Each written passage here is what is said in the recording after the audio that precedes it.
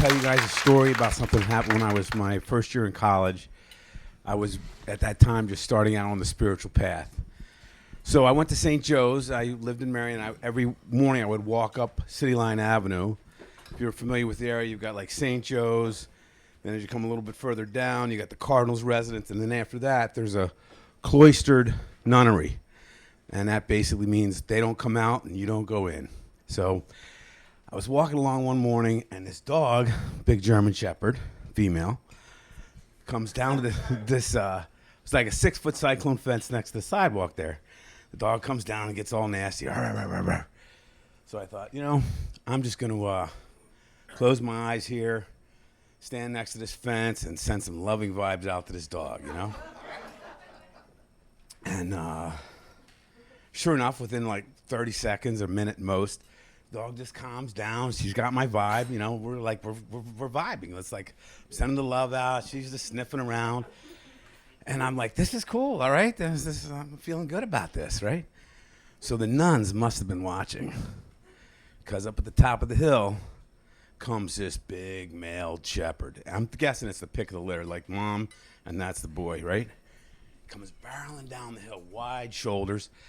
Rah, rah, rah, rah, rah, rah, rah. So I said, okay, here's an opportunity.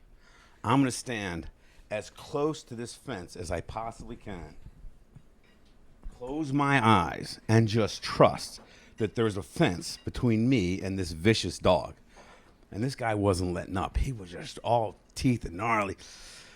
And it took like maybe 4 or 5 times. I just kept getting scared. I'm like, okay, all right, come on. The fence is there. Just relax, breathe.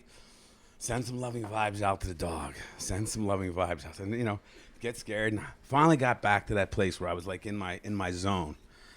And I'm sending these loving vibes out to the dog. And he was not giving up. He was just like, rah, rah, rah, rah, rah, rah, rah. So all of a sudden, I kind of started getting pissed. I was like, can't this dog feel my loving vibe? And so I don't know what, it's just this weird thing happened. Like I started playing this little daydream in my mind.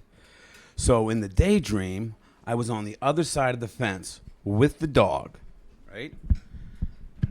I grabbed the dog by like the neck, right? And go up to a tree. There's a tree back there. And so this is all like just playing like a little tape in my mind. And I slammed the dog like a baseball bat into the tree. And just as his back in my little dream hits the tree, all of a sudden I hear, "Arr!"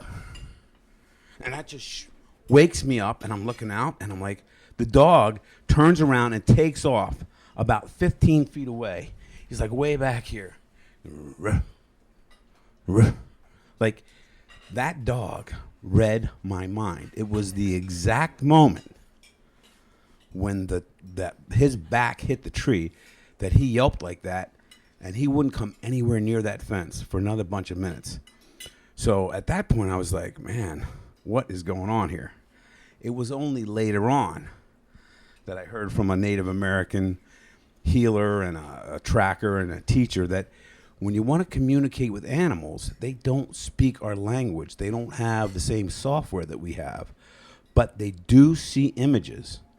So when you want to communicate with animals, you have to telepathically create an image, and they will pick up on the images.